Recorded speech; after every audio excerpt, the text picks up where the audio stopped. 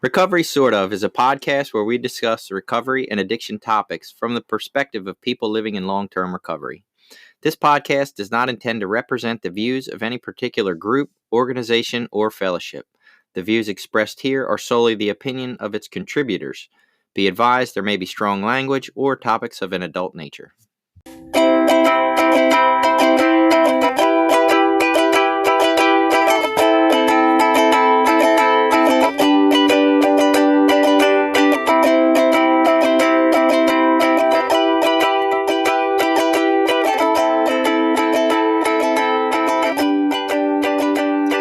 Hey there, it's the week of Christmas. Welcome back to Recovery Sort of. It's Jason and, of course, Billy. Hey, how's it going?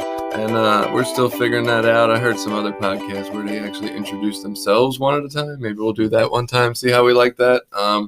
If I sound a little, nasally, throaty, something, I am a little bit sore in the throat, so that might be affecting me. But really, I'm super excited, right? And for the most ridiculous reason ever. So when we started putting this podcast out, I have done more of the background stuff of writing what the podcast is about and setting it up and publishing it.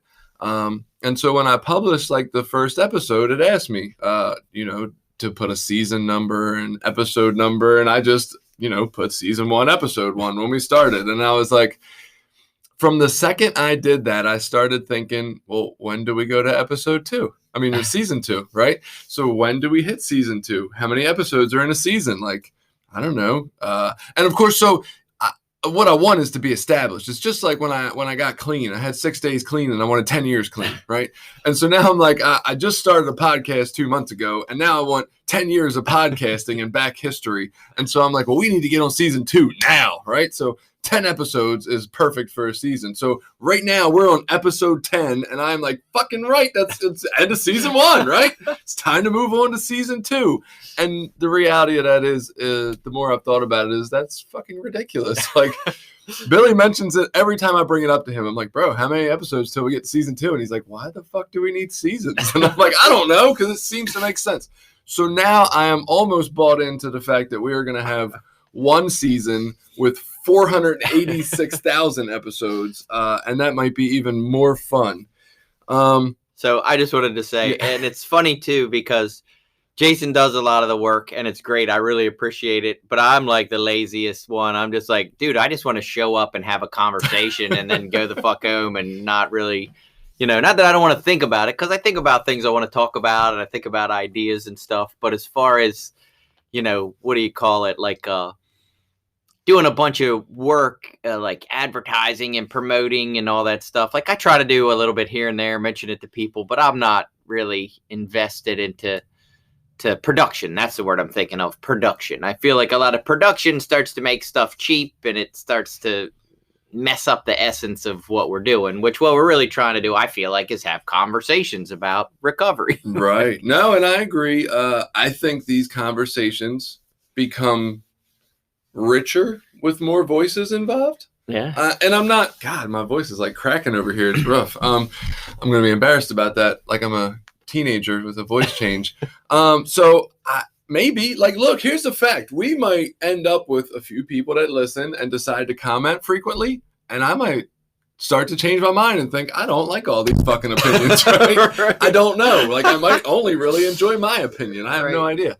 But I keep thinking that if we get more input from, the listening audience and more people's opinions and more sides to the story, one thing you pointed out to me before, and I completely agree with this, we have a little lack of diversity in here. We're 2 white guys, right? And around the same age. Younger people, women, people of color, of any different color, different backgrounds, different religions, different anything, right? I think that does make conversations interesting.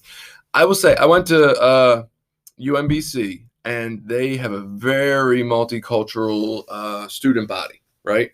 And what I loved about it was I don't realize how little I know about different people until I'm around different people and exposed to some of their ideas and upbringings. And it's kind of incredible, because I do tend to be egotistical and think everybody's just like me and thinks like me. hearing these other backgrounds really has the ability to open my fucking mind to some new shit. And as much as I don't like that at times, I really do like that. I enjoy having new things exposed to me. You know, I'm like, holy shit, really? That's what it's like growing up in your country? That's crazy. Yeah, and as I've gotten older, in the last several years, like I've really gotten interested in different cultures. So I spend a lot of time, you know, on like PBS has tons of cool documentaries just about different cultures, different, you know, people, different places, how they live in these different, you know, areas. And I find that stuff fascinating. So I've really tried to open my mind to that stuff as I've gotten older. Right. Because cultural wise, like, so I grew up in Baltimore City in a predominantly white neighborhood in the city. Mm-hmm. I went to a private Catholic school, which I had, you know, there was a few, you know, people that weren't white, but predominantly it was mostly a lot of white kids. And I had actually one of my best friends was a black kid that, you know, I used to hang out with. But then I moved to Rising Sun, Maryland, which at the time was like the home of the Ku Klux Klan, you know, is what Maryland was known for, or what Rising Sun was known for back in the 80s when we moved there. And that had nothing to do with why my family moved there. It just coincidentally was where they found a house in the country. So it was so weird. I've just kind of really grown up in very vanilla cultural places, you know, like I haven't grown up around many different cultures or experiences. So, and I didn't realize what I was missing until I got older. And then I was like, wait a minute, there's lots of cool cultures out there to study and explore and look into. And it's been fascinating. It is. It's fucking interesting. So here's something that happened to me.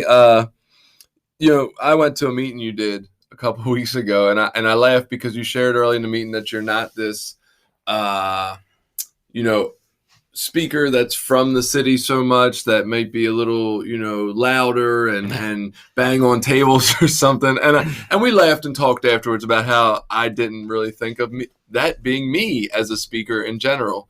But maybe it was once you described it in that way. And so I had this experience where I just did a meeting this past Wednesday, and I recorded it with the thought that maybe I'll throw it on this podcast, or we haven't really decided that yet. In fact, we were supposed to talk about that, and we haven't. Or maybe we'll put it in a different podcast somewhere of solo. Who the fuck knows, right? But listening to this share that I had from Wednesday, all I could hear was my Baltimore accent. And I'm like, oh my fucking God, right? I hear myself as this prim, proper gentleman that speaks very eloquently, right? And honestly, now that I have heard myself on tape or on recorded device, I don't speak that way. I speak a little urban, and I was not aware of that. And I don't know how I feel about it. Honestly, it kind of shocked me a little bit. So, yeah, we had actually talked about that. So I have listened to every podcast that we've done. After we put them out, I will wait a couple of days because I want to try to kind of get my head out of the conversation again. So I'll usually wait till like Wednesday, and then I'll listen to it again a couple of days on my ride to work. You know, usually 2-3 days I can get through it. And it's amazing. So in the beginning, like most people, I hate my voice. I hate the way I sound recorded. It doesn't sound the way that I think it sounds in my head. Right. And those accents and things that I don't hear in my head, you know, exist when they're on the radio. And different speech or talking patterns that I have come out, you know, and it's been fascinating to kind of work through that, to be like, now I listen to my voice basically once a week, and I'm okay with it now. You know, I've worked through like the uncomfortableness of listening to myself recorded, and I don't think it's so bad. And it's like most of those experiences, there's a thing of humility there, you know. It's like it's not near as good as I want it to be, but it's not as bad as I thought it would be either. You know, it's somewhere in the middle. Right. And after listening to a few shows and just paying attention to some things, I'm like, well, that's just a part of who I am, and I can be okay with that, you know. Well, I will try to just be okay with my accent then. I don't know. It's a little weird. I guess at some point we'll get that set up. You know, so I just realized while we were talking, though, obviously season 2 starts in 2020, right? That makes the most fucking sense. Season 1 is just a shortened version because it's not a whole year, but then we can easily keep track of how long we've been doing this. I think 52 episodes, then we do a season. That's a year. We got to do 52 episodes, and then we're at season 2. God, do you know how impatient I am? I can't do that. Yeah, I don't even know that matters. I will say that like we kind of have some plans about what we're doing with this in the future. Not a whole lot. We got a shit ton of ideas, right? Yeah. Maybe we'll do a cliche a week. Maybe we'll do a slogan episode. We're definitely like mulling around the idea, and I really think we should do a step each month next year. I really think that's a good idea. And I've been asking talking to different people about trying to get some different people to come on to have conversations about different things. People that I know are involved in other recovery pathways, people that I know have more diversified points of view on recovery things than I do. Right. Just some people like that I think would be interesting to talk to about some of this stuff. No, absolutely. I agree. I'm almost curious how far we're willing to take the differences of opinion. Like, do we want people who aren't in recovery on the episode? Do we want people who have family members in recovery to come in and talk? I don't know. That's interesting. But yeah, that's one of the things really. So while we're over here planning like, hey, we want a step of the month, we think that'll be useful. While we do enjoy just doing this for the fuck of babbling to each other because it's enjoyable, it would also be nice if this was useful. And so, anybody who tends to listen or slightly enjoys it and has any idea about what they'd like to hear, we would greatly love to hear, what we could do that might be useful for anyone out there. That being said, we've already not wasted, but we've definitely not talked about anything relevant for 11 minutes. So one of the things that really popped up this week, of course, with Christmas on the brain, my wife and I start Christmas shopping pretty early. We're some planned folks. I honestly personally like to think I'm a planned folk and she just happens to be a part of that. So she lucks into that part of it. But like the end of November, I'm online starting to order presents, and we've got different notes that we share on Google Keep and planned out for how much to spend on each child of ours. And we're writing down what it is and when we bought it and how much we spent and subtracting that from the total and then checking it off when the package actually comes in the mail. And it's really organized, right? But we always plan a day each year where she'll take off of work and her and I will actually go to a mall to shop for Christmas presents. And generally, just like it was this year, most of our shopping is already done by that point. This is stocking stuffers for the kids or just maybe one or two bigger gifts. And we go out and we have breakfast in the morning and then we get a coffee and we just walk the mall and experience the Christmas attitude, I guess, the ambiance of everything that's going on. It's nice on a weekday when it's not so much hustle and bustle. It's not quite as bad. And it's really, really fucking enjoyable, right? I hated Christmas when I got clean because all I had done is ever missed it. I skipped all the holidays. I was too embarrassed and ashamed. I didn't actually buy gifts for people. I never had money to spend on anything but, using. And so I just didn't want to show up for any of that. And to have that 180 in my life over time where I really enjoy looking for gifts for people, just considering what would this person like? What's it going to be like possibly when this person opens this and finds this gift underneath the wrapping paper? It really means a lot to me, right? And even though I 100% hate fucking consumerism, when done within my means, I can really appreciate the entirety of Christmas. And the spirit that goes along with it. And so that's where I figured we'd start this week.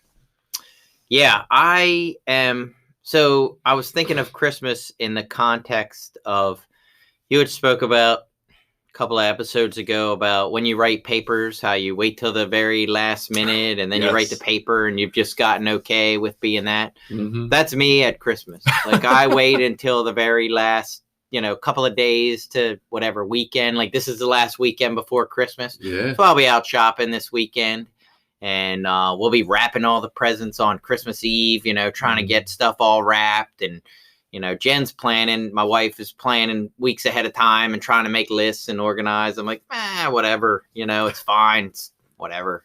Right. And that's just the way that I do it. And it used to stress me out. And now I'm like, that's just the way it is. I don't stress too much about Christmas, partially because I am against some of the consumerism. And so I had a little bit different attitude this year. Like, I used to think, well, why do we need excuses to get together with family and people that we love? Why do we need these excuses to do it when they all live around us and they're right around us? We can do it any time. Do we really need some fake, celebration to do that? Right. Do we got to make some shit up and go spend a bunch of money to do that? And then I realized, well, kind of, yeah, that's the truth, because when I'm caught up in my everyday life, it's like I'm trying to work and come home and take care of responsibilities. And then we got baseball on the weekend or this thing or so-and-so's, birthday party or whatever. And you just get busy going by the day-to-day stuff. And I'll talk to my sister in passing. I might talk to my niece in passing, family that's around. I might run into my dad for some reason. But we don't really get together and sit down with no other agenda than to spend time together. And the holidays seem to do that, Right. They seem to, and maybe it is an excuse. And I never got that, I don't think, until this year. I got, oh yeah, this is why my mom really liked doing that. This is why my sister really likes doing that, because for me, it was always we would host some things at our house. Man, it's going to be a ton of work and we got to get the house all ready. It's going to be all this food you got to make and dishes. Right. And it just seemed like a hassle. And now I can appreciate what it's for. Another, I think part of that for me was I grew up in a retail family. My parents owned a retail business, a store in a shopping mall, for a lot of years. And I worked for them for a lot of years. So my typical Christmas for myself and watching them was work 60, 70 hours a week. You know what I mean? You're working late hours all the time. It's busy.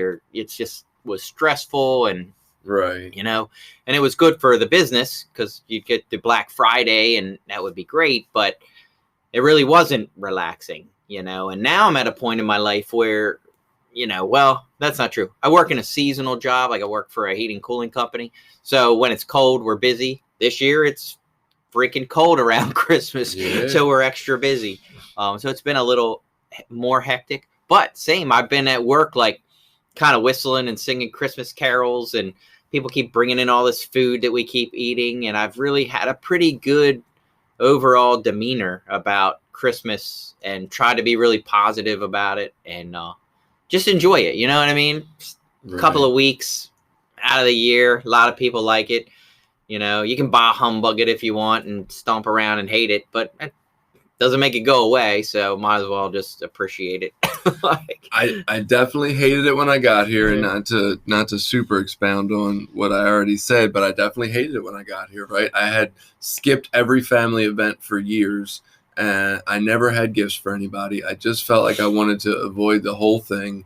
And then when I finally got here and had the ability to truly give back, to do something for somebody else. And it started with the closest people to me, right? Mom and dad, the people I had hurt the most. And it was like, fuck, I actually have the means to do something for them. And it felt so good. And it has grown. I think Christmas with children is a huge part of it for me. I've just really fallen in love with the whole season, right? I love, and it's funny, you mentioned the idea, and I feel like I'm just a little scattered tonight. Maybe the sore throat goes along with being sick or something, and I'm not all here.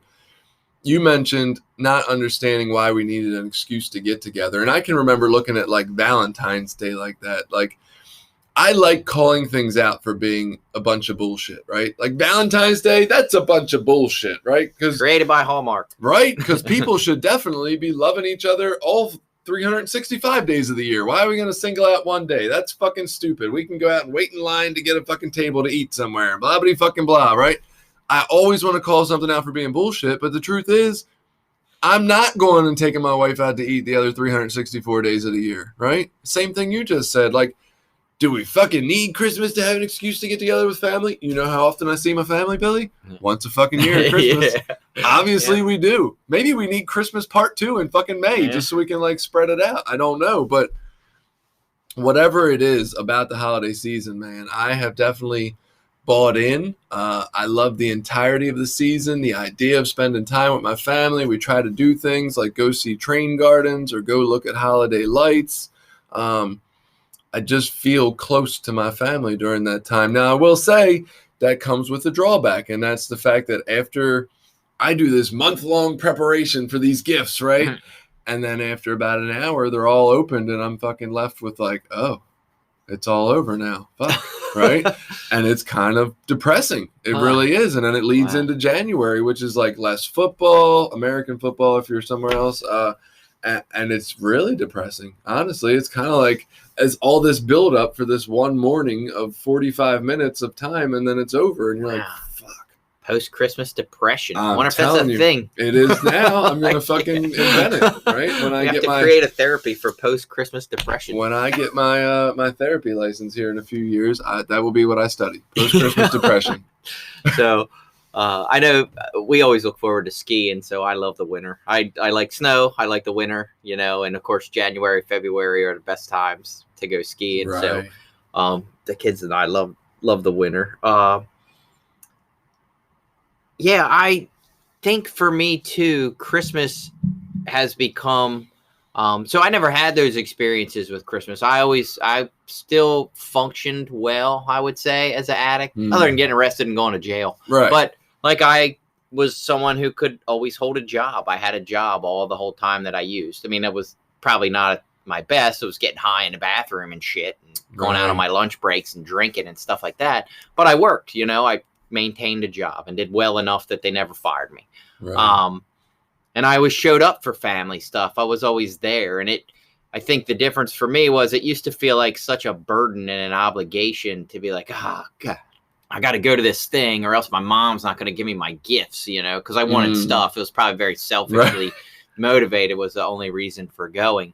And changing some of that up to new motivations, you know, to realize and like, oh yeah, it's important to spend time with my family. You know, those things are important. I never used to think they were. I used to feel like this totally alone and isolated person, you know, and I didn't realize the value of having the love and support of other people. And what recovery's taught me is we are all like, and I think it's missing in a lot of people's lives today. We are like a community and a tribe. And I have different communities depending on where I'm at. You know, I have the support of or different families, I would say. I have my recovery family. That's my friends, you know, people that I know in my home group, guys that I sponsor, my sponsor, you know, and people that I'm close with in recovery. And those people are like a family to me. Right. And then I have my, you know, blood family, my sister, you know, her boyfriend, you know, my nieces, my nephews, you know, my brother, his wife, like my dad, you know, my immediate family that are people that I'm close to that love and support me in different ways. The relationship there is very different than it is with people in recovery, but no less valuable, you know, and that investing into each of those different families is important, you know, because not having them, I think we suffer in our spirits. And I don't know that our society right now appreciates the importance of those relationships, especially, and we've talked about this a few times, especially with all the online stuff. It feels like I can get the same thing by joining some chat group of a bunch of people that we all like, you know, who knows, the Ravens. We're all like the Ravens, so that's all my friends. Right. You know, but you don't get those relationships online. You don't get that closeness of a family or a community like you get when you actually sit down with people, eat food, you know, actually look at each other and have conversations. You know, those are important things, I think, in our genetics, you know, in our DNA, that we are social creatures, communal creatures. And when you don't have those love and support bonds, you know, you suffer as a result. Yeah, I would absolutely agree. I think we are, you know, and it's been said so many different ways by so many different people and research and everything else that we don't exist, you know, in a bubble. Like we do basically thrive amongst others, right? And we need that communication, and being cut off from that can do bad things for our brains, right? Yeah, and sorry. Go ahead. So, and to keep this towards recovery, so what I realized when I was using, I isolated a lot because that was a defense mechanism. because a lot of the crowds that I ran in and the people that I ran around with, they weren't necessarily looking out for my best interests, and I wasn't looking out for their best interests. Right. I'm only looking out for me.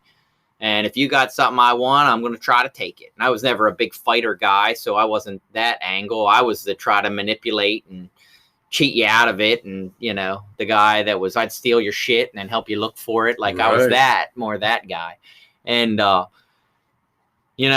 defense mechanism of, I just need me by myself. I got to isolate, and I don't want relationships. I don't want, I put up all these walls and separated myself from people because I felt like that kept me safe.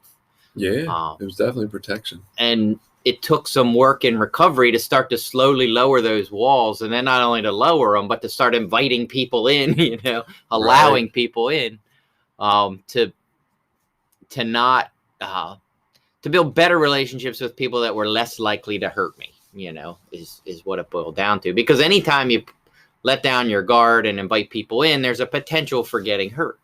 Yeah, absolutely. I think that was a lot of why I shielded myself from people, that self-centered fear that if you know who I really am, you're going to hurt me and dislike me, right? And I need to protect myself from that at all costs. And so I'll just keep everybody at a distance and put on the mask I need to put on to impress whoever it is that's around, give you what I think you want to hear and see, and hopefully I'll be okay and get by. I just actually shared about that in the meeting before I came over here to meet you. I was talking about the 4th step and how there was some stuff in my 4th step that I was just going to take to the grave. Like nobody was ever going to hear about it because it was too embarrassing, right? Too shameful. And then to have that experience of working the 4th step and having to share it with my sponsor because I believed it just had to be done, right? And to have him accept me in spite of it. And to share some of his shit that he thought was pretty awful that I thought was stupid and didn't bother me at all about him, right? Not stupid, but it was like it didn't change my opinion of him. Right. And not to stop your flow of thought there, but I think I either must sponsor all boring fucking people and my using must be super fucking boring. Because I always hear about these great revelations that are actually supposed to come out in the 5th step. And I didn't have any great ones. And no one had shared any great ones with me. So, that, like you say, that are so terrible and, right. Horrible. I mean, it's not that terrible. I shared it in an open meeting tonight. Right. But when I got here, it was fucking, I guess. It was, what's that? Emasculating? Is that what? Yeah, when you feel like your masculinity is taken away. It was a moment like that for me. And maybe one day I'll share it on here. Who knows? Yeah. So it came up because here I am at the end of my school semester, and I always, hey, I don't work steps during my school semester. I got papers and shit, which is probably just a good excuse not to work steps for a few months. But the school semester's over, and I found myself a week after that, like, yeah, it's fucking break time. I ain't doing shit. And the truth is I need to pick up my step work, right? That's what I need to do. And so I have read step 4, which is the next one on the agenda for me, out of 3 different books this past week. And it is now time to write. So you might get to hear some stuff soon as I'm going through that. We are getting close to our time. I did have a couple of things, a little bit more to take with this. So let me just tell you a story real quick. You mentioned always being functional sort of and having a job and all that and being able to produce for Christmas. And what it reminded me of was December 21st. I guess it was either 19 or 20 years ago at this point. It was 1999 or the year 2000 on December 21st. And I woke up that morning and I had no money to get high. And at this point, my parents didn't trust me to come in the house, right? If they gave me a fucking sandwich, it was through the kitchen window, right? Which is pretty sad to think about. And like, so I can laugh at this story now, but I'm telling it and I get a feeling it's actually going to be more sad than anything. So for the last couple months, I had been sleeping on the porch because I didn't have anywhere else to go and I didn't want to go be homeless somewhere else. That seemed dangerous. So I was just homeless on their porch. And they had a green, like plastic green tanning chair in their backyard. So I moved that up to the porch and I put a sleeping bag on it. And like the mailman would step over me to deliver mail. And I just thought my life was okay. The neighbors would see me there. I invited a girl back to my place one night. Like, this is how sick I was to think that I was all right on this porch. I mean, it's December. It's cold, right? Yeah. December 21st, I wake up. I have no money.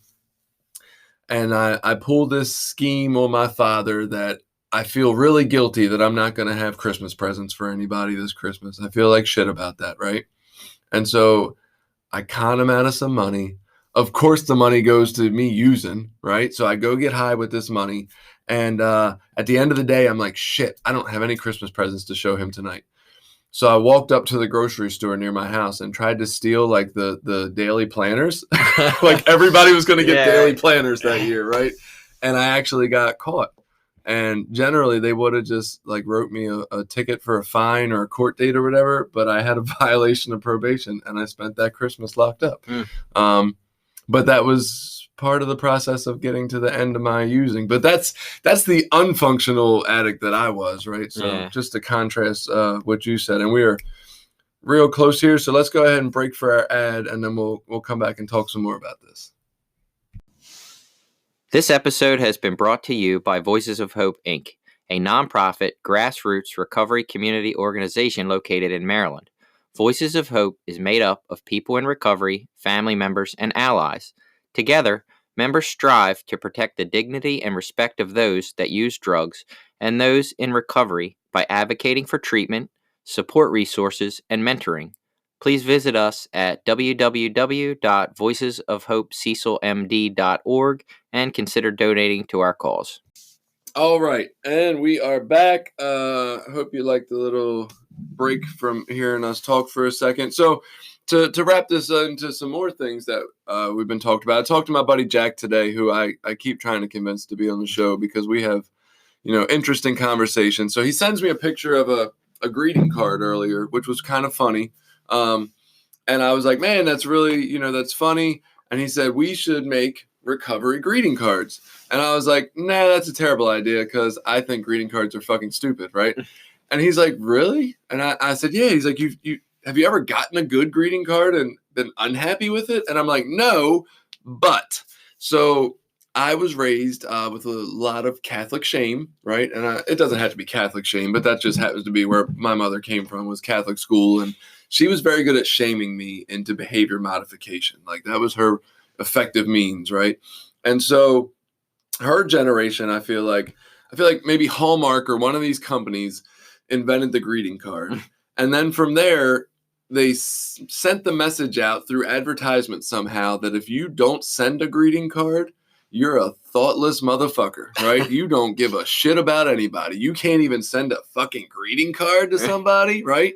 And so an entire generation of people got shamed into sending greeting cards to people. And so as a backlash to my mother trying to shame me into sending people greeting cards and all these other things, I just don't send greeting cards any fucking where. I don't buy greeting cards. Nobody in my family gets greeting cards from me. I think it's ridiculous, right? Fuck Hallmark. If I'll send them a text message and say, hi, happy birthday, miss you, whatever. If I feel it, I'm not going to go buy a goddamn card and mail it to them. I think it's ridiculous.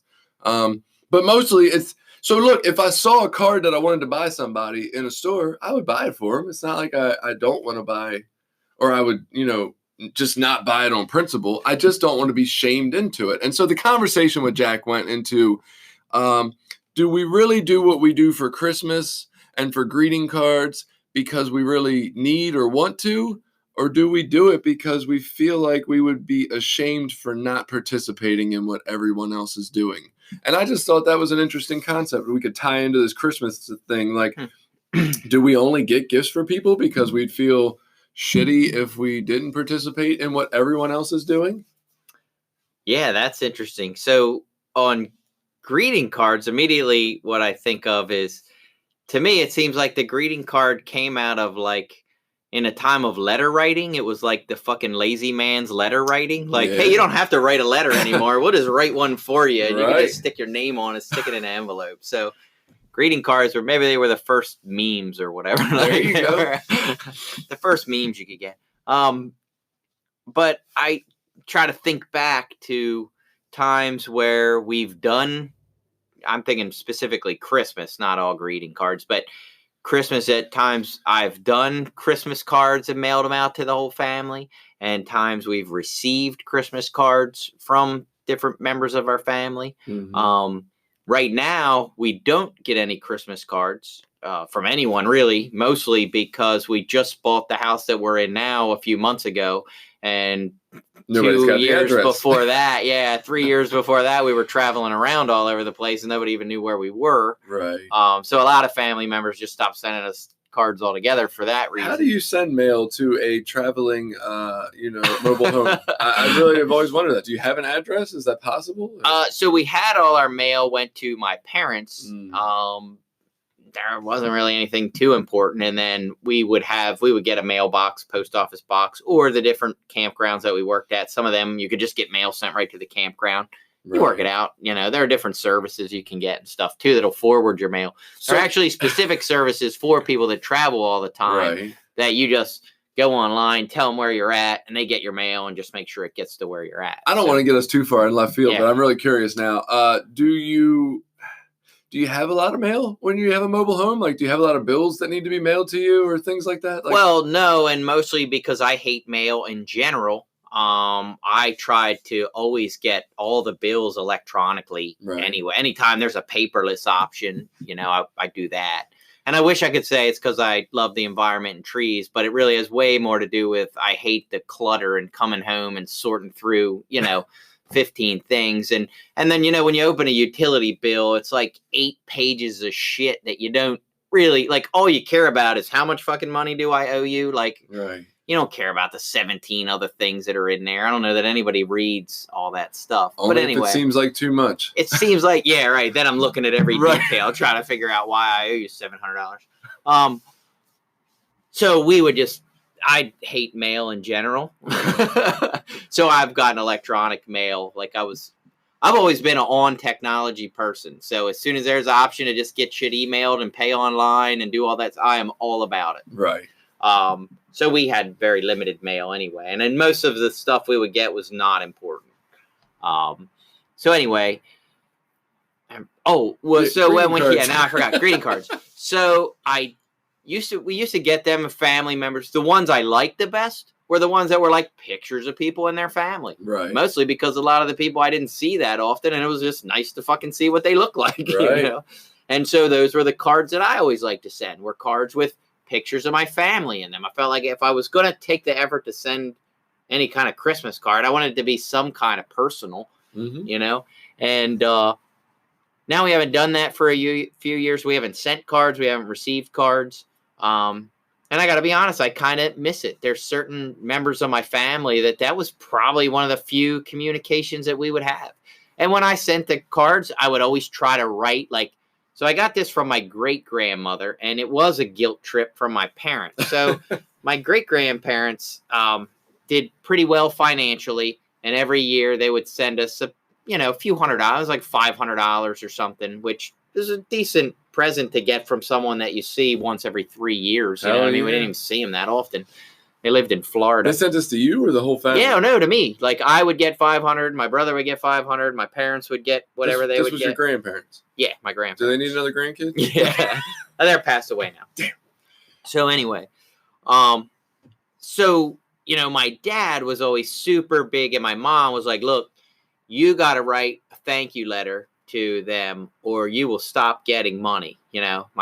It was actually my great-grandparents. I said my grandparents. It was actually my great-grandparents. Right. And my great-grandmother was like, if you didn't send her a thank you card, she would cross you off the list, next year. Right. So it became a thing. And the thank you notes had to be somewhat personal. Oh, yeah. So then it became a thing where I'm going to take a little bit of effort, at least for her, to write, hey, this is what's going on with the kids. And she loved it. $500, she'd get an essay. Yeah, well, it was just a way of, when I got clean, I started to appreciate, this is someone who doesn't owe me anything, that's willing to give me something. And all they're asking for is a little bit of thought, you know what I mean? A little thoughtfulness in return. Right. So I tried to repay that and do that. And then that turned into, there's quite a few family members that I used to be close with growing up, cousins and people that I used to like. We always got along. We had good relationships. We just got older and kind of drifted apart. So I would take, and it wasn't, total, it would be an hour to do 20 cards. Hey, how's it going? Kids are getting big, whatever. If I was to do one now, Abby's driving, it's great. She's working and driving. Sophie's going to, just something, couple lines about each kid. We're living in Elkton. We settled back down and bought a house, blah, blah, blah, blah, blah. Hope you're doing well. Merry Christmas. And I would try to write something like that in each one. Handwrite, can't Photoshop, fucking handwrite each one. And it felt like it meant something. There was some intention behind it. Right. And I haven't done that. So we don't get any Christmas cards and we don't send any Christmas cards. And this year I was like, wow, I kind of missed that. Right. And again, I think it goes back to that same thing we talked about in the first half of those are ways that we keep these connections, that we build these bridges and connections with people when they're made to be personal. I think if you're just fucking buying a card off the shelf and shoving it in an envelope and sticking it in the mail out of some kind of guilt thing, then it's fucking meaningless. It means nothing. Right. But if you're really actively saying like, hey, I'm going to invest into this relationship, even this 5 minutes of time to be, a halfway thoughtful person, then it can be very beneficial and very meaningful in a way to keep connections. It's all in how you use it, whether it's a good tool or a bad tool. No, absolutely. It is hard to invest in relationships. So we did a similar thing. We moved into taking our own pictures of the kids and, supposedly funny Christmas scenarios to send out as Christmas cards. All wearing the same ugly sweater? Same ugly sweater. I think one of them had I had my oldest son tying up his two older sisters and Christmas lights, tried to go for the funny concepts. And it was a little, I could see that. Like, I didn't like it at the time. I bitched about having to do it. But I could see where I kind of maybe miss it a little bit. Like, we haven't done it for a couple years either, just for some other reasons, really no good reason, just kind of fell out of what we were doing. And I didn't mind, but we never wrote any real, anything on it. And that was kind of part of my problem with it was I feel like we made these Christmas cards and we sent them to the token family members that are supposed to get them. But I didn't really send them to people that I was trying to invest in. I just kind of sent them because this is who we're supposed to send them to. And I guess that was my beef with the greeting card concept, was that I always felt like I was just doing it because it was what I was supposed to do, not what I was choosing to invest in, right? I do have people that I'd like to send pictures of my kids and say, hey, look, it's here. Honestly, a lot of that gets removed in the fact that I have a Facebook and most of those people are on it and already can see those pictures. So it's, why not just post a picture publicly and I don't have to worry about sending out that greeting card to, 30 people and something along those lines. Well, I think the card concept, and I get it, and again, I'm not a big supporter of it, but I think it is just that it's a little more of an investment. Right. Like, there's a little more effort that goes into that.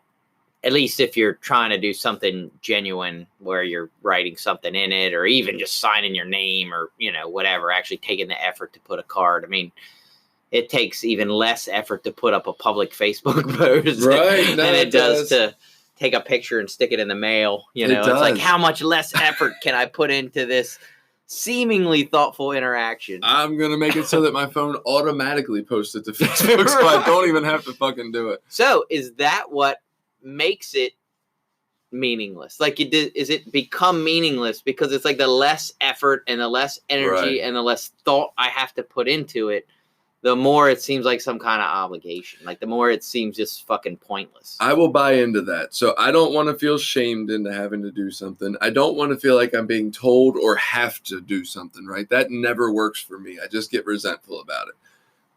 But I find that as I finally take my stand and say, I'm not fucking sending them Christmas cards this year. This is total horse shit. Not doing it no more. 2 years later, I'm like, fuck, I wouldn't mind sending some of them Christmas cards to a couple people. Like, I really care now, right? Now that I've removed myself from the having to do it, now I get to choose who I really want to do it for, right? Yeah. Interestingly enough, like, this ties into the whole Facebook birthday update thing. This bothered me for a while, right? That people have no trouble getting their Facebook birthday reminders in the morning and then saying happy birthday on everybody's fucking page and seemingly being considerate, right? And I guess to some extent they are, right? They saw it, they went on, they did something about it. I think it's fucking stupid, right? You didn't take any effort to actually remember when their birthday was. You just fucking woke up and it was already there on your phone. So I didn't participate. I actually, for like 4 years in a row, 3 days before my birthday, I actively like shut down my account so people couldn't wish me a happy fucking birthday, and then popped it back up a couple days after. I found that I don't even have to do that. I just removed my actual birthday from anybody being able to see it. Like you can see the year, but not the month or day. And I like that better. And the same guy, Jack, he's really good at remembering people's anniversaries, people's birthdays, and all this stuff. And I fucking suck at it and don't put any effort into it. And I say, that doesn't make me not thoughtful, right? I'm thoughtful because throughout my life, I think of these people, and maybe I shoot them a message and say, hey, I was just thinking about you. Or, you know, I don't need, again, kind of back to what we were talking about earlier. I don't need your birthday to say hi to you, but maybe I fucking do because I don't say hi to a lot of people, right? So maybe I got this shit all wrong. Maybe I really need these reminders to talk to people. Yeah, and I don't know that there's a right or wrong to any of that. You know, like I have a good friend that is very good. Same thing. He knows birthdays, anniversaries, wedding anniversaries of friends and people that he's known for a long time. I barely know mine. He's the guy. He's the one fucking guy that you'll get a phone call from. I need to tell him my wedding anniversary. Yeah, right? He'll call you and remind you that morning. So yeah, and you don't get a day before. You get a morning. Okay. Whatever. I'll take what I can get. No, he's that guy, and it's great. Like that's just who. And I think for him, I want to say likes it. I don't know if he likes it or not, but you know, that's what he does, and it's a way that he gives back. And what I thought about when you said you took that Facebook thing down is like, you just robbed a bunch of people of some opportunity to feel good about themselves. Like, who gives a shit if you like it or not? I don't care. People happy birthday me to death on my birthday. I don't even go on Facebook that much. Like, I probably see it 3 days after my birthday. Right. But if it makes them feel good about themselves, what do I care? Yeah, fuck them people. Now I'll say something bad because I know my dad doesn't listen. My dad doesn't even fucking call me on my birthday anymore. He just Facebook messages happy birthday. Like that one sort of hit me a little wrong. You know, like, come on, man. I don't even get a fucking phone call. Like the Facebook message, really? So thankfully the people in my life, like my mom and my wife, do not go on Facebook and wish me happy birthday. That would really, that would bother me. My dad's crazy. He's been kicked off Facebook because they think he's a Russian troll. For Trump. Yeah. Well, he reposts every fake news article he can. If he's wishing you happy birthday on Facebook and not calling you, he might secretly be a Russian operative. I'm not sure. So, but you know, it's just like I've got out of a bunch of the participation of that stuff on Facebook. People messenger me sometimes, and I don't get back to them. And for a while, I felt like I owed them some obligation to go in, like when I did finally see the message, because usually I'll see the messages like 2 or 3 weeks later. Like, oh shit, I got some message. I don't click, you know, I'm like, I'm not fucking with none of this stuff. It's all annoying. You know, I've been on the fence of deleting the whole thing for a long time. Like, I realized people only invite to events through Facebook. Like, you don't even get a fucking card to an invite on shit or a phone call. It's a Facebook event and you're invited on Facebook. You know, it's like a party tomorrow that all Facebook invite. Yeah. So that shit's crazy. But I guess that's just the way people do things now. It's easier. Yeah, it's easier. But it saves the planet, Billy. We're not sending out them paper cards. I mean, we all got cell phones, text messages. That stuff's pretty easy too. True. But in any case, back to the kind of greeting cards thing. So the other thing I thought about with greeting cards was like, and this is just a pet peeve, I'm going to go off the Christmas cards for a minute, is birthday cards. So fucking birthday cards seem to be super expensive anymore. You go in and pick out a birthday card, they want like $6 for anything that's, you know, decent.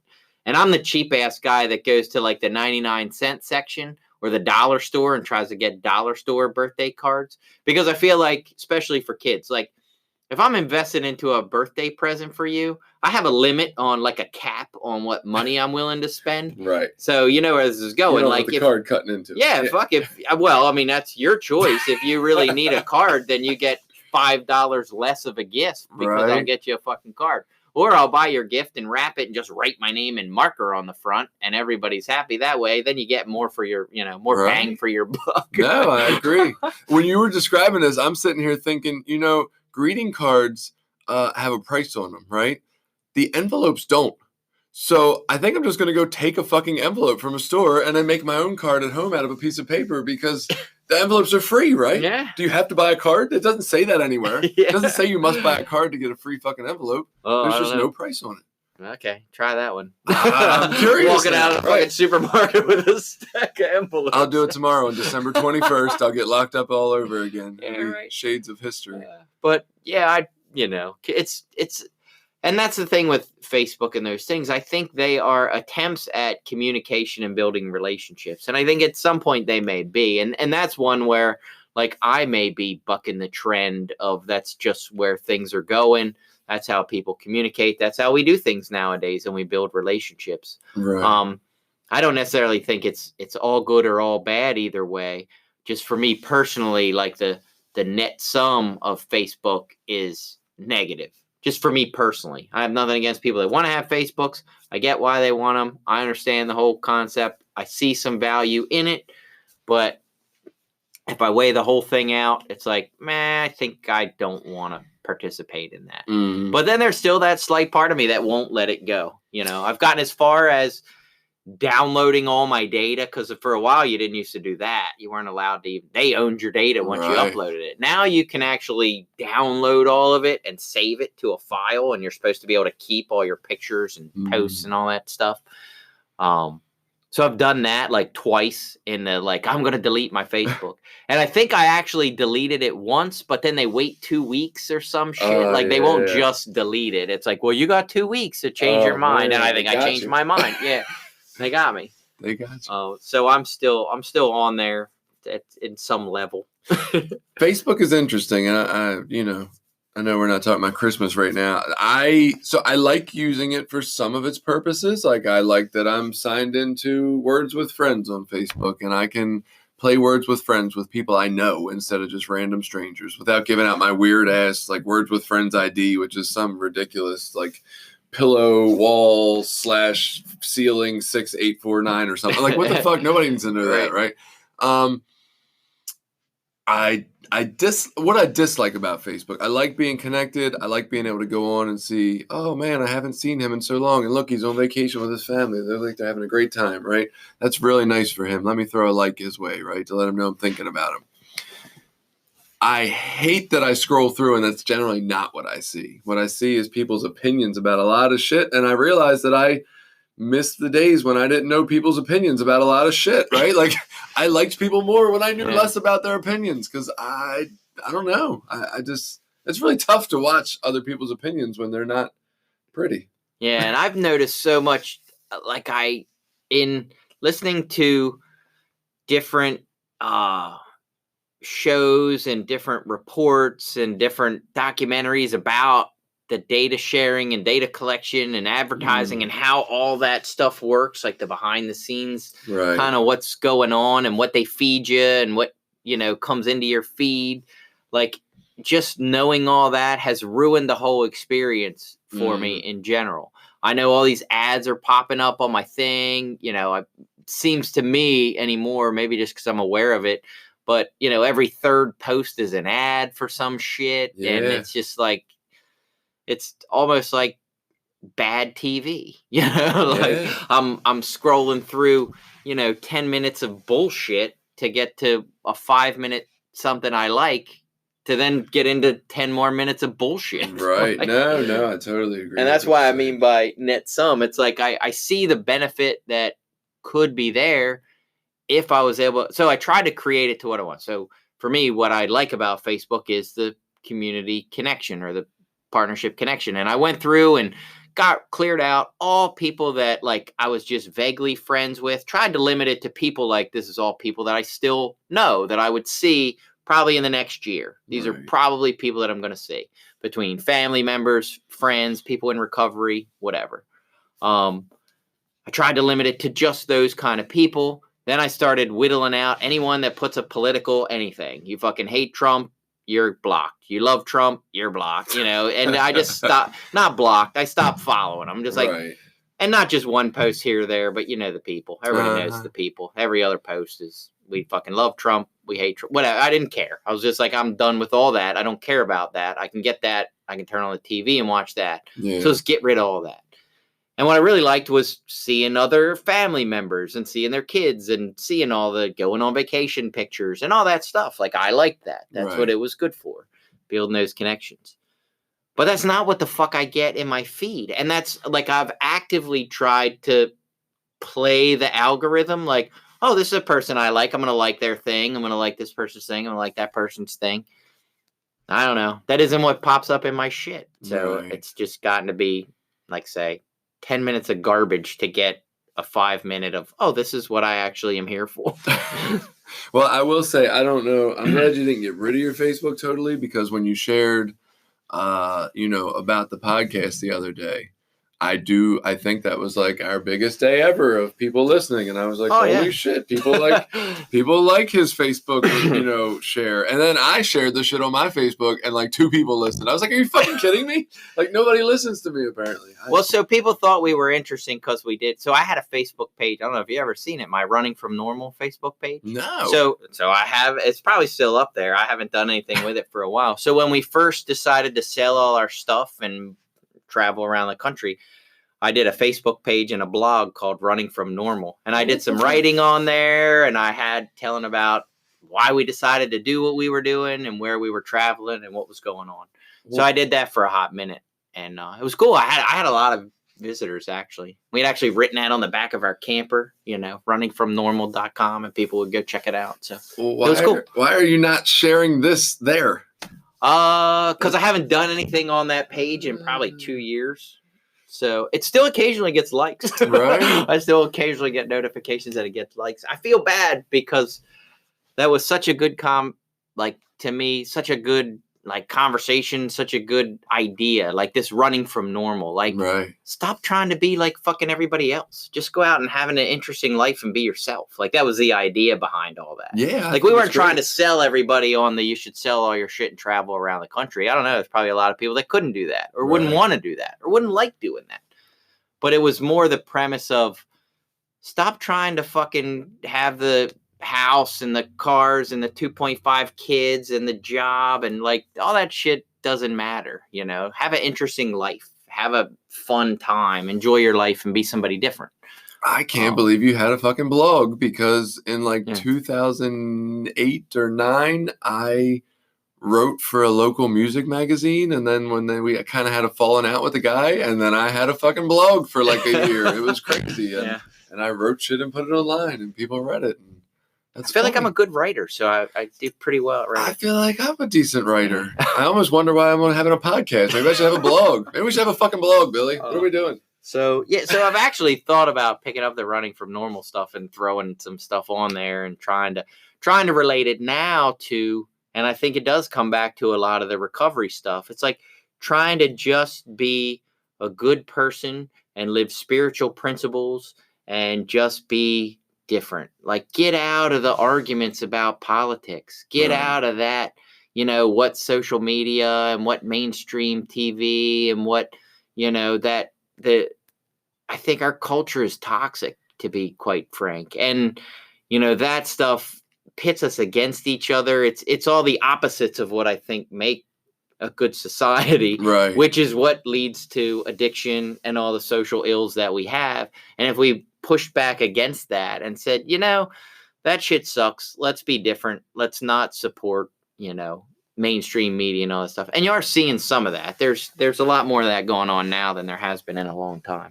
And I feel like it takes some time to get there. So when I first got clean, I don't think I could have branched out beyond the normal, right? Like, I had to just get back over to the normal from where I was coming from. And look, I see this debate on Twitter a lot. There's especially 1 or 2 particular individuals who say that we shouldn't call ourselves in recovery and we shouldn't consider, ourselves to have been sick and something's wrong with us. Like, there was nothing wrong with this. And I don't know. I don't want to get into it. For me, it was easy to see myself as like having a fucking issue and being a human garbage can when I was out there, and I needed help. And I got that help, and I don't feel like I'm that way anymore, right? I don't feel like that's stigmatizing for me to say that, because I believe that about me. But I needed to first recover to normal, right? Exactly. I aspired to let me please be a part of society again, right? And now I think there does come a time after that happens that we can do this. We can run from normal and say, you know what? Like, hey, I got back to society. I was a part of it. There's some shit in there that I question and I'm not so sure I like about it. You know, the whole consumerism and Christmas, to tie it back into that a little bit. Like, dude, I remember my son telling me he wanted an Xbox for Christmas and he was like 5 or something. And I was like, bro, that's a little bit much on the money. I don't know. Maybe Santa can't afford that, right? This whole fucking Santa concept, which is another thing. I've cut that out of my life too. But at this point, we were still doing Santa. And, oh, yeah, Santa, he'll just make one. I'm like, this fucking bullshit, right? These companies have sold me Santa, and now I can't get out of disappointing my son or forking out $500 for an Xbox. Right. Like, this is bullshit. And so, yeah, I do think I can go past the normal now to the other side of normal, where it's like, hey, there's nothing wrong if I don't want to teach my kids about Santa, and I think Santa's a bunch of horseshit. I do. Right. I want to teach them about the real magic in the world, about people who love each other and help each other, not the fake magic of a disappearing Santa who they're going to be really disappointed in when they find out it ain't true. Yeah, right. And that sort of ties into, we had an experience with my son the other day. We had got a phone call from my sister that my niece, who lives across the street, needed some help. And so, I just coincidentally, we had the opportunity to go help. So, she had an issue where she needed some locks changed on her door. I happened to have a couple of deadbolts at the house that I wasn't using. They were from somewhere else. I had the keys for them. I had no fucking plans to use them at my house. So I said, yeah, sure, I can come change these couple of deadbolts. So I went over and did it and took a half hour of my time or whatever to help her out. So my son, had come with me and we were walking back home and he's like, I'm really glad that we could help her out. And I thought, yeah, that's great. And I kind of told him, I said, that's the kind of people that we are. That's our character, is we are kind and we help people when we can. And when we can, we do. Right. And I thought a little bit more about that later. And what I've come to understand that for me to be is that's me being my authentic self. Like, that's when my spirit is at its happiest. And I never knew that that's what, happiness or contentment was. I thought that for the longest time, like you said, the idea was to get back to normal. So I spent my first 10 years of recovery, doing all the things that you say, getting a job and getting the car and buying the stuff and mowing the grass. House, and family, fucking, this has to look right and that has to look right. And we have to take these vacations and do all this shit. And, it took 10 years of doing that to get to a point to go, hey, wait a minute, this isn't really what I want. This is what everybody tells me I'm supposed to want. This is what everybody says success looks like. And it's not bad. It wasn't anything wrong with it. It just wasn't what really filled my spirit. It wasn't what gave me real contentment or real happiness. And so, then it took about 4 or 5 years to figure out we wanted to do this traveling thing and that we were going to go out on the road and sell all that stuff and get rid of all those headaches and, go travel around for a while. Right. And in that experience, I gained a couple of things. One, I gained a lot of freedom from material stuff in that we pretty much got rid of almost everything that we couldn't fit into our RV and our pickup truck. And, as a bunch of people told us. So we took a bunch of shit, we put it in storage for like a year. Then I realized we paid a storage bill for a bunch of shit that we didn't even need. Right. So then we got rid of most of that stuff. We kept a few things. There was a few things that we actually kept. But it freed me from some of that materialistic stuff. Like, I don't need stuff to be happy. Stuff is nice and it can keep you, convenient and it can make life easy. And sometimes it sucks not having stuff, but you don't need it to be happy.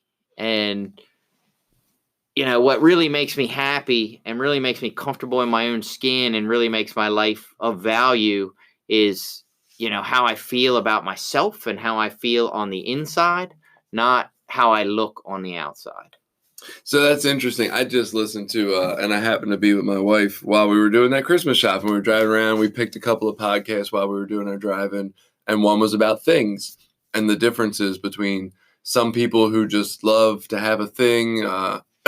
One guy went through an experience of like touching a piece of a flag that went to the moon or something. And he was just saying, man, I can touch this and I feel the moment that they walked on the moon and just take it all in. And other people who are like, yeah, things are pretty cool. Fuck them though. And so my wife and I have this debate at times. So like she has stuff that people have given her that she says has sentimental value.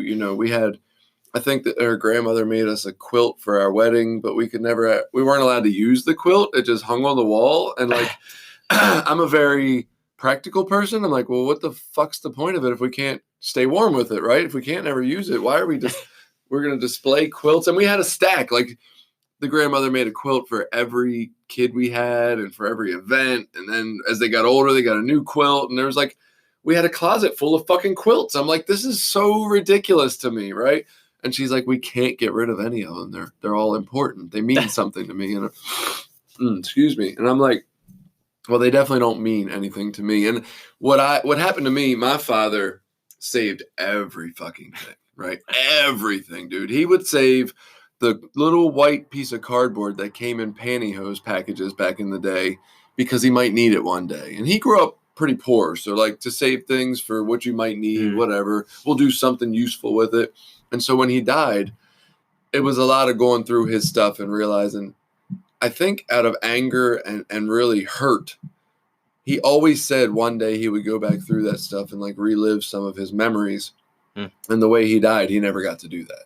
And I think in my hurt of going through his stuff after losing him, it really attached to me was, fuck these things, right? These meant shit to him in his last moments. This was nothing. This was all for fucking nothing. Fuck things. That's not what matters. I'm not going to lay on my deathbed thinking about things. Right. And so I've just taken this like hard point stance of fuck things. They don't mean shit to me, right? Not totally, but for the most part, yeah, I don't have attachment to things, right? At all. Yeah, there's a freedom there. And it's really funny to tie this back to cards and, Christmas cards. So my wife is a keeper of things. We have, so some of the things that we could not get rid of, and we still have it. We've put it in storage and lugged it around and hauled it fucking all over the country. Still doing nothing with it. We have a big box full of shit stuff. I shouldn't call it shit. Stuff that like the kids made in elementary school when they were little kids, drawings and cards and, pictures and crafts and just all this stuff. My middle daughter broke her leg when she was like 16 months old. Right. So it's her cast, like stuff like that. And same for memories. And so it was funny one time early on, I think it might've been Christmas or a birthday. I was always like, just open cards, read them, and then throw them right in the trash. Yep. And she would like audibly gasp, like, oh, what are you're not saving that card, that I gave you. Right. That's this act of love and thought into that card. I'm like, no, I read it. I had the experience of the card, and now it's trash, right. So I threw it away. So I'm going to go back and overdub that to say recycle. Yeah. So then a few years later, we're sitting at Christmas, I think it was, and same thing happens with my mom. My mom gets this card and she opens it up and she reads it and then immediately throws it in the trash. And my wife's like, that's where you get that from. So in my family, in my household, like that stuff didn't ever really mean anything. Right. So it doesn't really mean anything to me. But it means something to my wife. She saves all that stuff. She has cards that I've given her from a long time back. Funny. So interestingly, my mother, as she cleaned out years and years, I think she's still in the process of cleaning out stuff. My father's been dead for 13 years now. It's been quite a while, right? So she'll still give me every once in a while a container full of my childhood, like finger paints and all this stuff. And I go through it and I'm like, this is fucking terrible, right? I don't want to really see any of this. Generally, there's one or two things in there that I find a little humorous, maybe because I couldn't spell and I wrote a terrible story or something. And so my wife has held on to the same thing. Oh, we got to keep all the kids' stuff. And I'm like, why can't we just take a picture of this stuff, take up no space whatsoever, right? Except digital space in a cloud somewhere, and then throw the shit away. right? They can still see it. It's in the picture, and we don't have to fucking keep it. And so I think she's actually bought into that. We can just take pictures of things and then toss them, thank God, because I cannot imagine holding on to all that dumb shit. That shit's awful. Oh, yeah. Yeah, it's on the fridge now, but it ain't fucking worth it. It's on the fridge because I love you. It hasn't even been on the fridge in a long time. It's just in a trunk. Right. Put away. She says for when she gets old and is in a nursing home, she's going to have all that stuff with her, and that's going to be her memories. That's the same thing my father said, man. He said he was going to like pull it all out and go through it as he got older in retirement, and he was going to have all these fond memories. And you know what? Like, he got lung cancer, he got really sick, and 2.5 months later, he wasn't here no more. And that shit never happened. And see, I tell my kids this too. It's like, I'm about experiences. Like, life is about living and having fun experiences. Right. And, those experiences can create memories, I guess. But it's the time that we have together doing the things that we love, enjoying life, living, loving, and laughing together. Right. That, to me, is really meaningful. And I try to teach that to them. And just like, I've told them a lot, like, don't get me wrong, if you guys want to be successful and want to have some stuff, there's nothing wrong with that. Fucking go get it. Go work and get it. What's important is that you know what's in your heart. And I think for some people, stuff is important, and there's nothing wrong with that either. I'm not trying to be so self-righteous. I think if you like stuff, you're an asshole. No, if you like stuff, go get it. But if you're selling your soul and you're chasing a bunch of stuff and you're not happy, but you have a lot of stuff, maybe you need to kind of look at that. Right. So I kind of buy into the minimalism theory to some extent of where I don't need, like, I want to have what I need. I don't really want to have a whole lot of stuff I don't need. And that doesn't mean that if, a picture that somebody gave me or drew for me is meaningful to me that I need to get rid of it. Like, it's fine to keep it if it means something to me.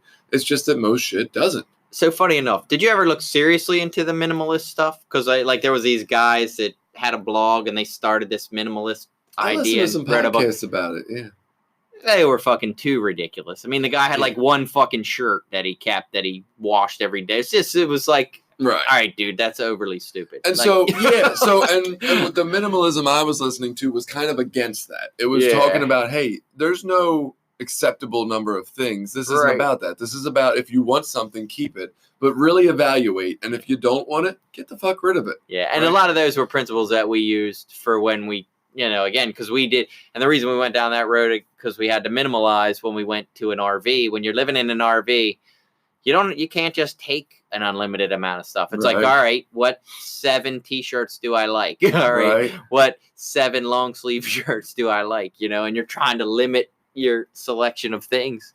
But it was funny that the real, like, extreme minimalist people were like ridiculous. Right. So, I mean, and to go along with what you said, I don't have any problem with people who like things, right? I have a problem with my wife that likes things, because that means I have to fucking have things. In general, if it's in your fucking house, I don't care if you like things. I think part of it for me also, and I'm just starting to learn this through some of my own therapy and step work and everything, is that I like to protect myself, right? And so a way that I protect myself, if I do put value in things, I can lose them. A fire could happen and I could lose them. My little younger kids could get a hold of them and destroy them. And so to protect myself from that hurt, I just don't invest any emotion into those things to begin with, right? And so I don't know, maybe it's a defense mechanism that I hate shit. I mean, I just sat here and told you it was born out of the moment my father died and I was in pain, right? So it could be a protective factor more than a, hey, I'm so fucking holy, I don't need things, right? Right. It's not so much about that. Yeah. I don't know. We got way off Christmas cards. We did get off of Christmas. And so to bring it back around to Christmas, because I believe the title for this entire fucking episode is probably going to be Christmas, sort of. I feel like maybe people in recovery who listen to a Christmas podcast around Christmas time, Christmas and the holidays are tough for a lot of us in recovery, especially if we're earlier on and still adjusting to that. They might have been looking for tips on how to make it through the holidays, and stay in recovery. And I don't feel like we've done that at all. So what's your tips on staying up and up? A couple things that I've noticed in recovery early on for me in our area, they do a Christmas marathon. That's 24 hours, meetings around the clock. And I think I spent my first year or two, at least a lot of hours at that marathon doing that thing, hanging out, just being there. Because I felt more comfortable there than I felt around my family at that time. And it felt like a safe place to be. I just heard that announced like Wednesday night. Yeah, so that was always pretty cool. And they go on other places. I know they have quite a few different ones all around. So if you look for a marathon that's going on around the holidays, you can usually find one. Funny enough, I actually shared that Susquehanna Marathon at like the 8 or 9 p.m. slot when it was on the Main Street meeting in Northeast. It was at that location. Okay. And this was like 2009, maybe. I don't remember. But I was like, yeah. Once we had kids, that stuff got really hard because, then we're getting on Christmas Eve ready and putting together toys. Right. And that's why I had to do the 8 or 9 o'clock. I was like, I can't do one of them overnights, man. I got to be home. Yeah. So, but I spent late nights there, overnights there. Right. Because it was comfortable and safe. The other thing for myself is my family tends to drink, and not my immediate family, but my extended family. And so we always kind of gave ourselves an out for a lot of family parties. We tried to show up, earlier on time. Like if it started at 5, we tried to get there at 5 and then hang out, for an hour or two and then leave at like 7 or 8. Because that would just be the time where people are getting to their third drink. Yeah. Right, and it just seemed like this is probably the best time to get out of here. So we always kind of left that as a thing and, gave ourselves those outs of like, we could still show up and be a part of and supportive, but, we definitely had an out. I don't know. Other than that, spending a lot of time with my immediate family has always been like Christmas Day has always just been me, my wife, and kids. We don't do a lot of running around on Christmas Day. Right. We spend that time at home with our immediate family. Yeah, so I'm glad you mentioned the marathon meetings. I do think they exist in a lot of locations where there's more people, a lot of populous locations. They might not be so much in the rural areas, even though we're pretty rural and we do have that going on. So maybe they do. Maybe you need to start one if there's not one in your area. There you fucking go. Join special events, goddammit, and be a service. Yeah, so no, but I think that was great. Didn't even occur to me, honestly, because I know that's not something I'm going to do because I'm home with my family, right? So I'm not going to be a part of that in general. Maybe on New Year's Eve, because New Year's means nothing to me. But Christmas Eve, I'm going to be home with my family for sure. But I think, there's a lot of recovery podcasts out there that people can listen to. Some of them do more of a format like us. Some of them do more of a format of just having speakers on or interviewing speakers. So if you really need a message or to connect, there's recovery podcasts, there's recovery blogs you can look into. There's a shit ton of online recovery communities is what I'm finding. Like I am all over Reddit and Twitter as recovery sort of. And then I have not moved to Facebook, or apparently there's one on Instagram. I fucking hate Instagram for some reason. I really don't want to do it. I always feel like I have to because it's like a huge podcasting community. And maybe I will at some point. But so these are places that you can reach out and get live one-on-one, interaction. Will it be immediate? Probably with somebody. It might not be the person you're looking for. If you're too scared to pick up the phone, if you don't have a phone number, these are places you can definitely reach out for just somebody to run some stuff by. Because it is a serious thing, man. I'll say I don't spend a lot of time around. So my Christmas Day is immediate family, but there are other times when it's not immediate family that are around Christmas, right? My wife's extended family. I don't do a whole lot with my extended family. My extended family is pretty prim and proper too, so they don't really get to that point of like drinking in front of people where it would be obnoxious. Her family's a little more, blue collar, and they do at times, and it thankfully doesn't really affect me. Like my whole family knows I'm in recovery, and so it's just not something I can leave if I needed to, right? It's not going to affect me in that kind of way, I don't believe at this point. But what I do know about my family in general is that those are the people that installed the fucking buttons to push on me, right? And so spending time around them at the holidays, sometimes it can get really easy for them to push those buttons, even if I've been gone from there, family system for quite a while, right? I don't live with my mother. I haven't lived with my mother in a long time. My mother can push my fucking buttons, right? She knows them all. She put most of them in. And that's something to be wary of around the holidays, right? I got to be aware that, hey, I don't want to be, even if I don't want to be a miserable fucking jerk at a Christmas event with my family. And I can be.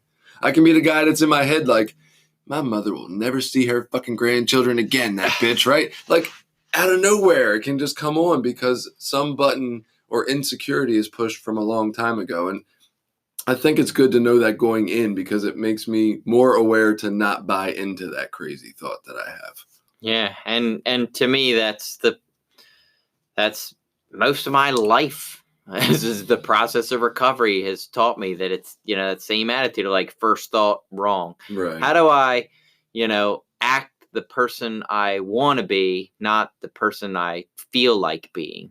So many times I feel like doing certain things. I'm angry or I'm hurt or something said is insulting or offensive. And, I want to lash out.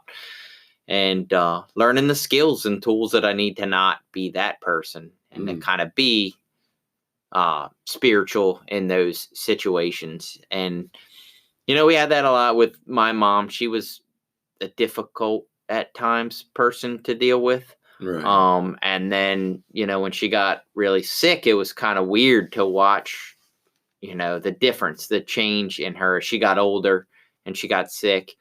And to be able to really let go of some of those buttons and kind of not, I don't know. I guess it's a freedom of making amends and doing, letting go of resentments. Right. A lot of that happened. And I'm glad it did because, I can look back on my relationship with my mom and not really have too many regrets. Of course, there's a few. There's always some hurts that I wish, I could take back. But I tried to do the right things, at the end of her life.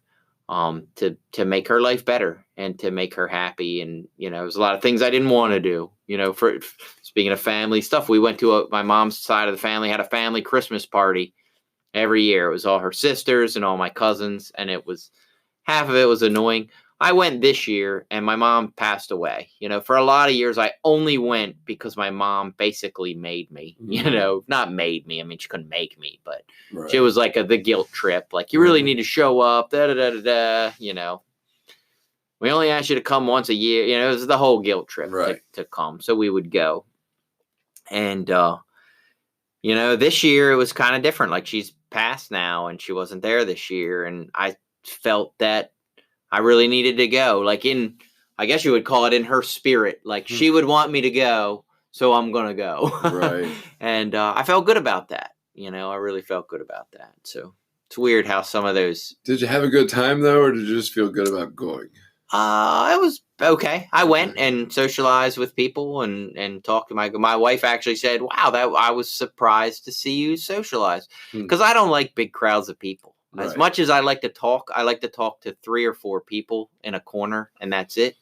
But I really tried to make an effort to, because I think with my mom's passing, so what happened, I think with my mom's passing and then watching some of my aunts and uncles, when I really look at them, like they're getting fucking old. Right. Their time is short. If they're not listening to this, they might not want to hear that. Right. But you know what I mean? It's they're starting to have different sicknesses and different ailments. I got an aunt that's got Parkinson's. I got one that's had some heart issues, and it's like, these people aren't going to be around, all that many more years. And, they have been people that supported me through the worst times of my life. When I was the biggest piece of shit that I could possibly be, there were people that still loved and supported me and showed up. For, my high school graduation and some other things. And, my one aunt gave me a job when I needed a job at one point, so there were people that loved and supported me. And now, again, through recovery, I can give that back, just by showing up at this event and saying hi and giving them a hug and how's it going and what's going on with you guys. And we're doing this and that, it's just being a decent human being. Right. And so, probably wasn't the way I wanted to spend my Saturday afternoon, but I'm glad I did. It was the right thing to do, and my spirit feels better because of it. So, I feel like often the thing that makes my spirit feel better is not the fucking thing I want to do in that moment, right? But then later on, it does hit me as like, oh, that feels nice I'm glad I did that thing that I didn't want to do. Right. And I do think there's a balance there, though. I do think we got to do some things we want to do and like to do. Like, that's important, absolutely, too. Well, I think in practice and doing the things we don't want to do, we also get that understanding that, like, maybe that doesn't seem to be the thing that's going to provide the instant gratification, but ultimately it is really what we want to do because it makes us feel good later. Right. Not to change it up too much, but back to I know NA has a hotline number is another tool people can use, right? Number. Does AA have a hotline number like that? I would imagine, right? I would think so. Probably have something similar.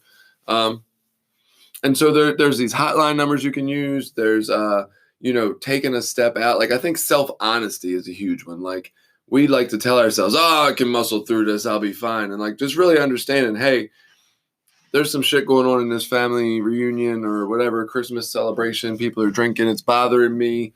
I need to walk outside for 5 minutes and make a quick phone call, right? Just that honesty to know that and to remove myself for the night. I'd rather be clean and explain that shit a week later than, lose my sobriety in a moment because I can't walk outside. Right. And not to get back to a first, but like we hear about a first step, we hear about people talk about powerless and they always want to throw, I'm powerless over people, places, and things. And that's kind of true, but I think that's irrelevant to the first step personally.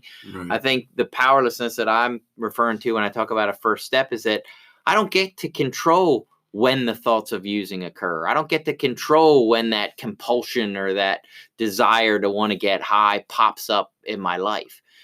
So I can be around a family event thinking I'm doing all the right things and see a couple people drinking and be like, fuck, that looks like fun. I think I want to drink. Maybe I can have a beer. Like, that's the powerlessness of addiction, and what I learn in recovery is, like you said, what to do about that. Well, I step out and I call my sponsor. I leave that situation. Right. I try to go to a meeting, and there's some things I can do that I don't have to sit with those thoughts and let them consume or overwhelm me. Another tactic I learned, and this was in another fellowship, a S fellowship is called, and I've heard people now that I heard it there, I've heard it back in, some other more usual fellowships for us, is called bookending, where you're going to do something that feels a little shaky for you.